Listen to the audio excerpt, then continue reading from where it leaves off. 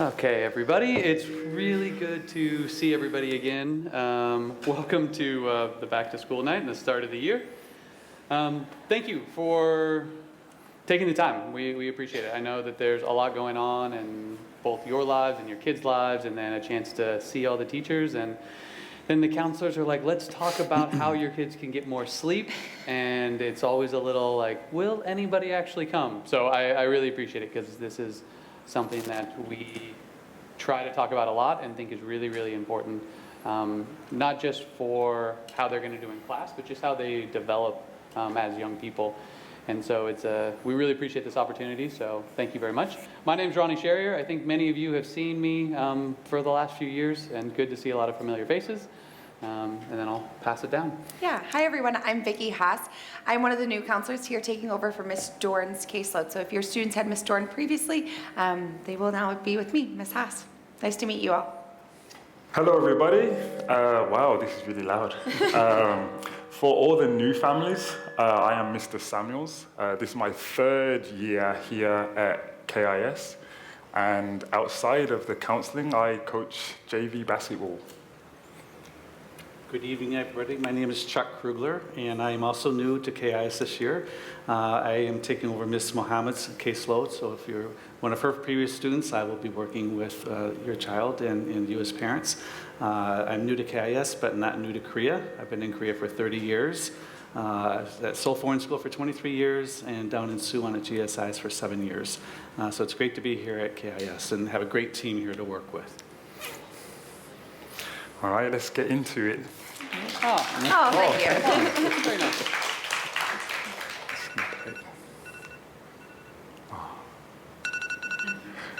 I'm sure when I hear this sound, I'm like suddenly hit with trauma. I absolutely hate this sound, but we associate this with bedtime and sleeping, or actually waking up. What I think is an important part of this presentation is focusing on how we need to teach our children how to get good sleep. I think as we mature and go through life, we improve in so many aspects of our daily life and habits.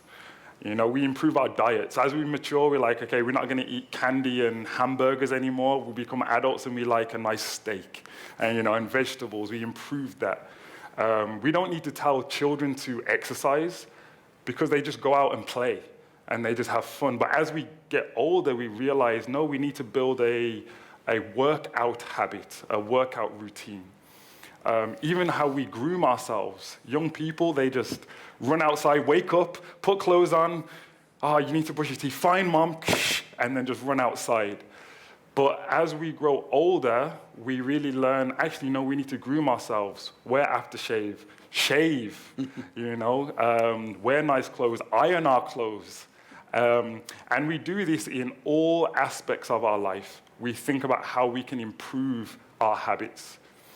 But when I reflect, and I think I can speak for most of us, we don't often think about how to improve our sleep habit. We kind of just accept that our sleep may get worse as we grow older. Kids sleep forever, and as adults, that reduces as time goes on. And why does this happen? Why does our sleep decrease, especially in our teenage years for our kids here? They have new and emerging social roles. They get new friends. Their social circle grows. And so they start going to Noraebang after school, and they go to Hagwon, and they hang out with friends and go shopping. Hey, let's hang out, let's go to Han River. And so their social dynamics grow, which takes away from sleep. They have increased autonomy. When your children are 10 years old and 9 years old, you tell them, it's time to go to bed, and then they get a nice long sleep. But now, they start to make those decisions for themselves on when they're going to go to sleep, and perhaps they don't make the best decisions about when they go to sleep. Changes in their circadian rhythm. their natural body clock of when to wake up and when to go to sleep. And finally, a greater tolerance for sleep pressure. Have you noticed when a 5-year-old is tired and they just fall straight asleep on the bus or in the car, or you'll be carrying them and they're just gone? But as we get older and we mature, our tolerance to kind of resist sleep increases. And with all the things that go on in a young person's life, they resist sleep. What I'm trying to say is there's all of these impacts and influences that take away from good quality sleep, but we don't always think consciously about how to improve that sleep the same way we do with all the other things that go on in our lives. And so today, we're going to give you some tips, not only for yourselves, but also to your children on how to improve sleep.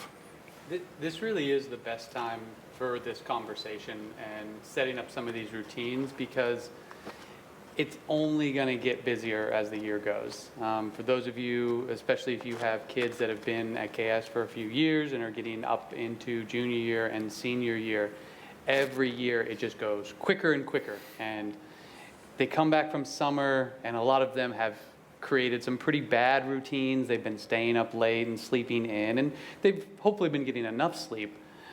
But now their body is out of rhythm, and now they start to have a lot of assessments and projects, and they've got sports, and they've got these things they need to do, and it's okay, I'll just sleep on the weekend.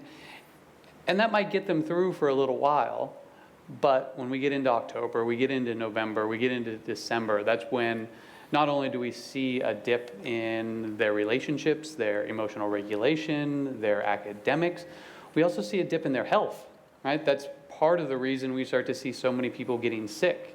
And then not only are they tired when they're in class, but they're starting to miss class because they've got the flu, they're catching colds and things like this. And if we let this kind of slide for too long as adults, as students, as parents, then it's really hard to kind of get it back.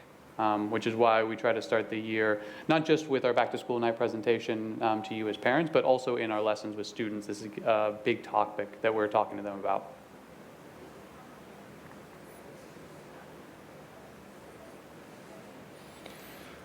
So here are some kind of suggestions on, I try to look for things that were not so obvious when it comes to improving sleep.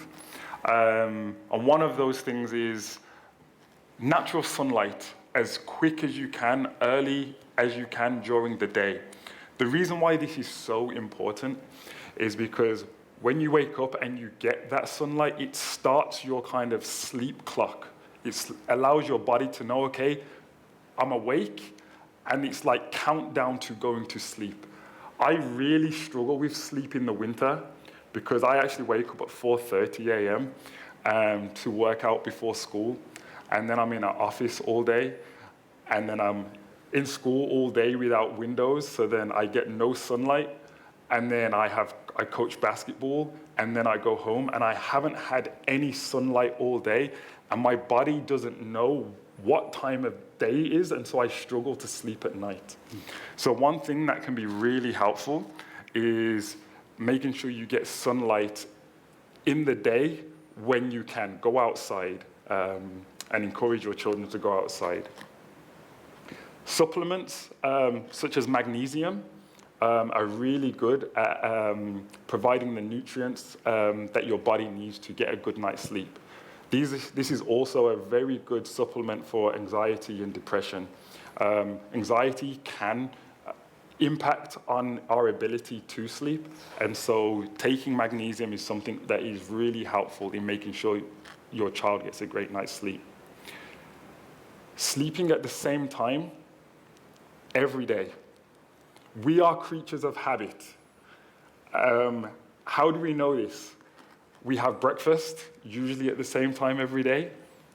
We go to work at the same time every day. We have lunch, we have dinner at the same time.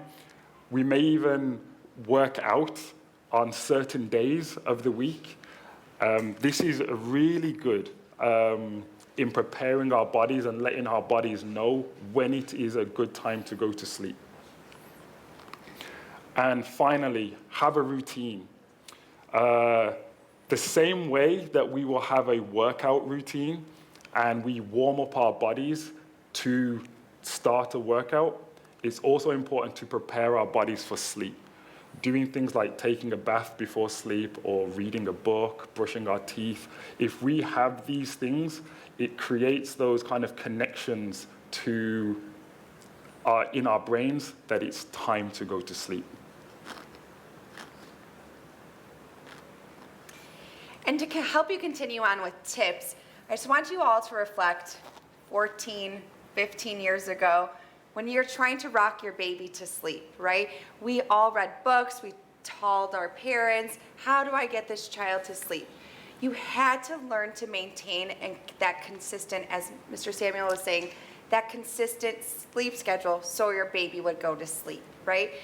Much hasn't changed, actually, 14, 15 years later. We've just kind of moved away from that because your child has gained a little bit more autonomy, but how important is that to kind of reflect back and really go back and say, hey, I got my baby to sleep through the night, and they were, well, they did. They were much happier the next day. The same applies for your teenage child. So really understanding that bedtime routine is really important.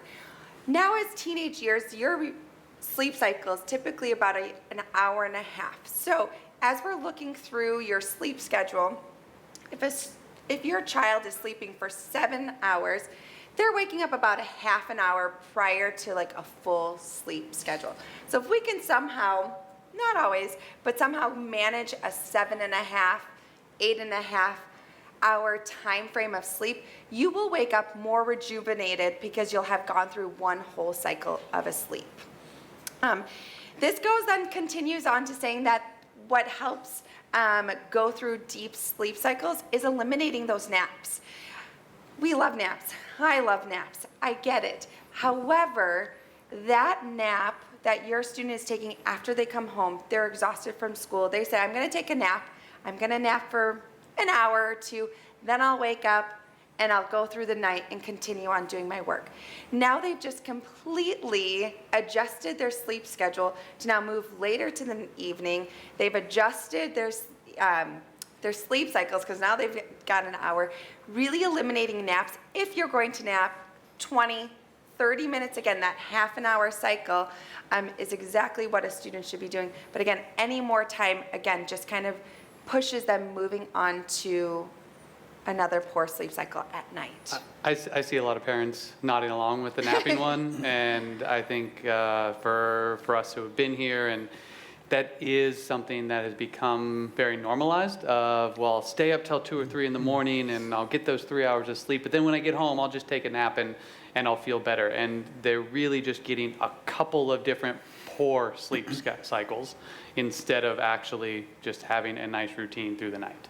Naps are great when they're beneficial. When we're on vacation, I love taking a nap in the middle of the day, on a weekend. But when it's become a habit, then we're starting to create these cycles that are not very healthy for us.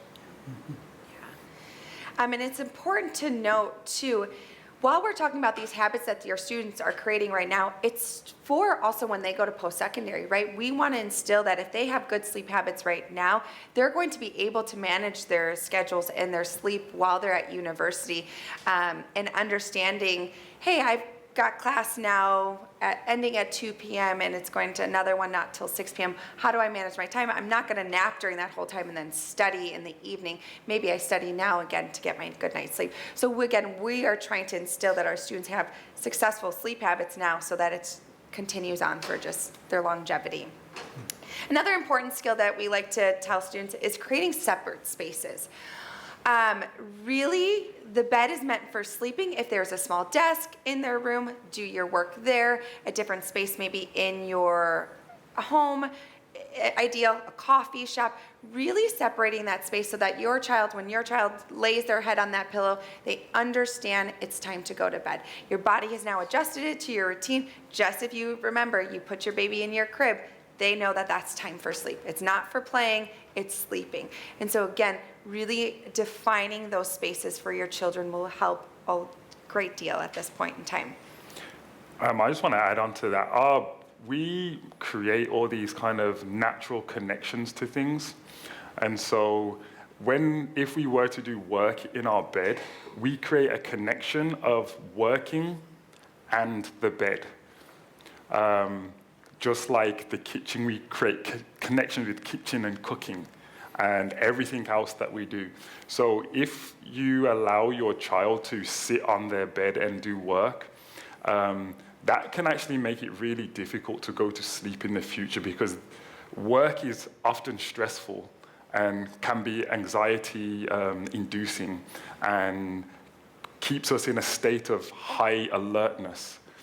So when your child tries to go to sleep, they're going into the same space that is associated with perhaps anxiety and high alertness and being awake and being attentive, which means it's very hard to fall asleep. If you can separate those spaces and have your bed just for sleeping, when your child goes to bed, it's like, this is the place where I feel peaceful. This is the place where I feel comfortable. This is the place where I fall asleep. And to continue on, we know this, right? Avoid stimulants, the phones, the TVs, the blue light that your student is receiving right prior to bed does decrease their melatonin. Their melatonin is what helps them kind of relax and tell your body, I'm ready to go to sleep. And it overstimulates them. Now they're excited. They have, especially with social media, of how now TikTok videos are 30 seconds and Instagram reels. It's quick and it's very stimulant. Your student can scroll and scroll. How many times do you find them just looking through it? And they can now have spent an hour scrolling through their phone prior to sleeping when they could have been getting a solid hour of sleep. So really, I know it's difficult. I absolutely get it. I, myself, probably as adults too, we have to kind of remind ourselves of these behaviors as well and kind of remind ourselves, okay, I need to put this away. But it is really beneficial to understand, or even to just change the light settings on your phones too, as we get closer in the evening, 6 p.m. moving forward. Again, training our brain that it's closer to nighttime. And as Mr. Samuel was saying, avoid late night kind of exercises, big meals, kind of that late night is really transitioning yourself to your brain just slowing down, relaxing. After they're done studying and working, again, I'm done studying and working, now I'm transitioning to go to bedtime. And then caffeine, limiting their caffeine, right? We all know what caffeine does to us, and ensuring that it's found in chocolate, it's found in teas. All those can obviously inhibit our sleeping habits, and so really being mindful of what our student is grabbing at the end of the day for a snack. Are they grabbing some good old chocolate candy, and then are they going to be sleeping? So really being mindful of that as well. If we can, and prefer to put your phones outside of your bedroom. If your student can have the limit of, and not even the desire to reach for their phone in the middle of the night, even possibly when they're waking up in the middle of the night, it's 2 p.m., they're just checking the time, have them look at a clock. Opposed to looking at their phone, because then they might see a notification from their friend, and that might just then lead to another 10, 15 minutes of screen time. Again, lost time in their sleep and their circadian rhythm. They got out of their REM sleep. So all of these little pieces impact their sleep. Can you do them all tonight and accomplish all of these tasks? No. But if you can take a few of them and little baby steps into your household and talk to your students about what seems realistic in our household of what we can do to better help our sleep, it will show improvements in their academics, in their athletics, their social activities, in their environment, and their mental health. So it's really imperative that we kind of really take a look in and just kind of see how that sleep is looking for you. We're going to talk more about phones here in a second. I really think that if you did one change of just going to a physical alarm clock and just removing the phone from the bedroom when someone's going to sleep, it will make a huge difference. Like you will notice a big change pretty quickly. And then finally, I wanted just to talk a little bit about how sleep helps your child to learn more. And not necessarily learn more, but retain more information. The metaphor that I like to link it to is kind of like, you know, when you get an iOS update on your iPhone, and it says, iOS 17 is ready to install. It's on your phone, but the new features, you aren't able to use the new features yet. The new kind of quirks and updates and the fun little bells and whistles, they're not ready to be used because it's just on your phone, it's not installed. And I want to think about school and sleep similar to that. School is us downloading information. Every time we're in class, the teacher's on the board telling the student something, we're reading a book. That's us downloading information. When we sleep, we're installing that information. When we sleep, our brain does all of these reprocessing, goes over things in our subconscious that we didn't realize, and it's now installed. The better sleep that we get, the more we can recall the information that we learned throughout the day, which is going to help your child on assessments, on tests. When they're giving a presentation, they can recall the information better. When we apply it to sports, the things that they learned, the jab step, the jump shot, all of that information gets installed when we sleep. So by improving sleep, you really are helping your child retain and then reproduce the information that they learn. And I would add to that, that it's the quality of sleep that they receive. I know the Center for Disease Control in the US recommends high school students get between 8 and 10 hours of sleep every night. And as Mr. Samuels was saying, that the quality of the sleep will impact how a student does academically. I always tell students that your best weapon going into any testing situation is a good night's sleep. It's a well-rested brain. Because the more tired we are, the more careless mistakes we make. And that's going to lower our performance. And so again, the quality of the sleep, and help your son or daughter realize that sleep is your best friend, okay? And the environment that they've talked about, creating that environment in the room, is really important. And we need the parent support in that. Yes, you as parents can help, advise your son or daughter that way. That's your right as a parent. So obviously one of the biggest factors of students not getting quality sleep or amount of sleep is screen time. Okay, how much are they on their phones? How much are they on their iPads or laptops? Really set a time limit with them, because that it's really addictive. I think we all know that now. We're all addicted to the internet in some ways. Most of us growing up did not have the internet or did not have cell phones. And so our students can't imagine what that was like for us, right? But that's the reality. So again, let's revert back to when we were high school students. What was it like for us? And these students live in a different world now with the internet. And so we need to help them try to manage that addiction, that connection. So screen time is something that we need to really pay attention to. So I'd like to try an activity with you. If you could take out your cell phones. You're in school, but it's as a faculty member giving you the permission, you take out your cell phone, and then we'll open your cell phone, and we'll do this little experiment with you. There's instructions on the screen for if you have an iPhone or if you have a Samsung phone. We want to check to see kind of what your screen time is. So let's check to see what your screen time is as a parent. And then you could check your son or daughter's when you get home. But with like an iPhone, if you go to settings, scroll down to screen time, it will tell you kind of what your daily average is on your phone. Okay, and for me, for instance, this week so far, it's 3 hours and 6 minutes per day. Okay, I don't know, how do you guys? Wait, Mr. Samuels, why don't you? No, hey. It's work related, right? What is that? Yeah, I work on my phone, don't worry. Wow. But that can be shocking, right? Like that proves to you, oftentimes we don't think, again, minutes tick when we're looking at something on the phone. So it can go by really quickly, and it could be alarming that, wow, that time goes by fast. I did not think I spent 2.5 hours on my phone daily, because I don't look at my phone that much, but it does. And I'd be curious to see what your students would have too. So again, really understanding that just a little bit of limiting their time too goes a long way.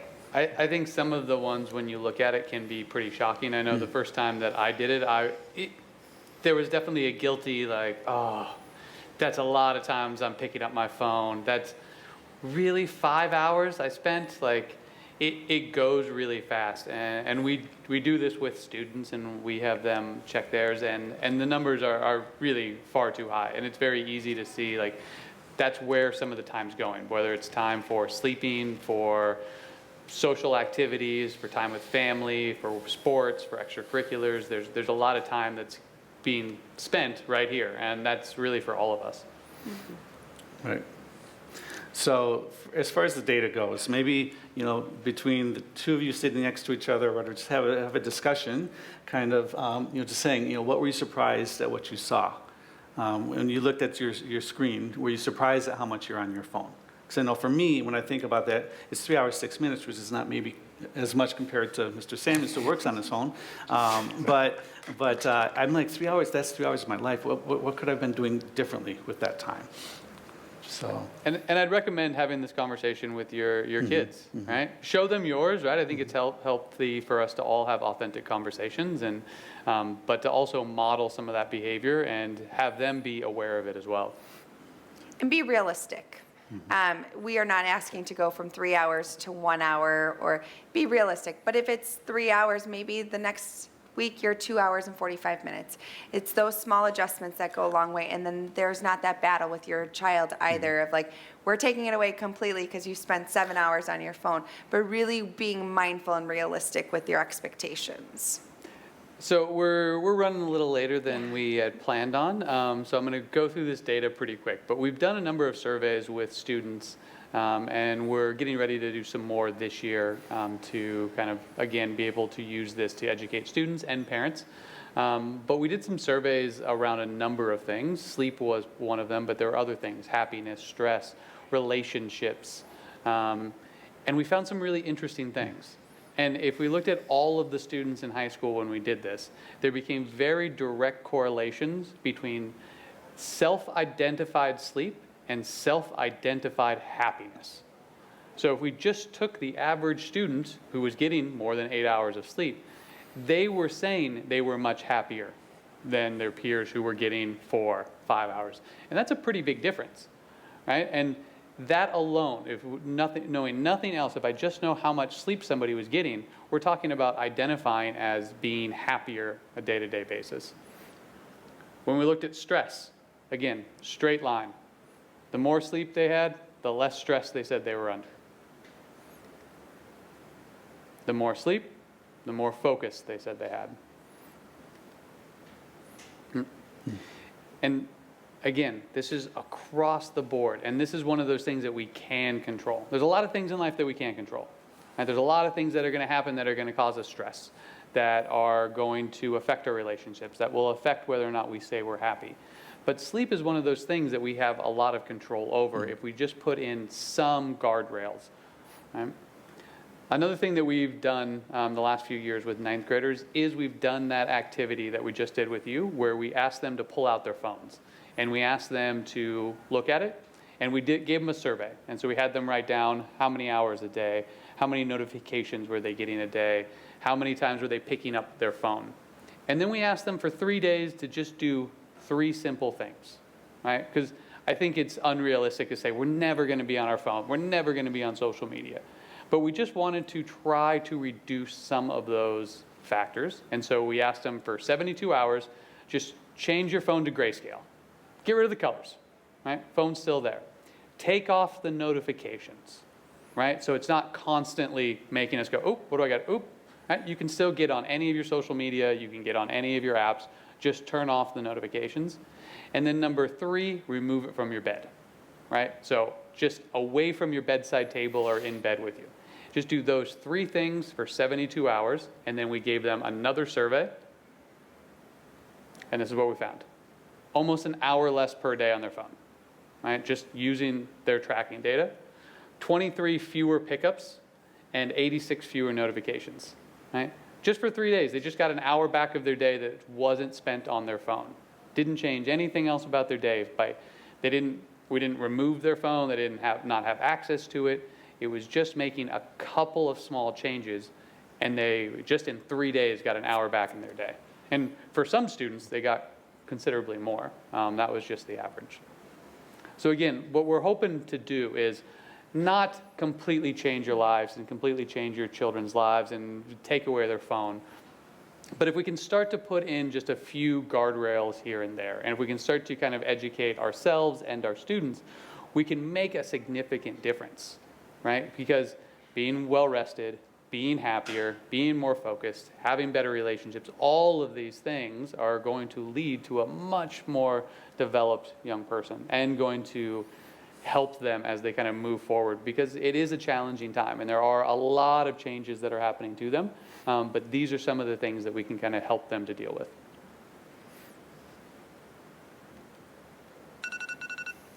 That's it. Time's up. Time's up. So if you were sleeping through that, now it's time to wake up. No, but we really do thank you and appreciate. And again, small steps, and we want to support your students. We're here constantly to support them. So please work with us, connect with each one of your counselors if you have any questions. So thank you so much for being here. Great to see you all.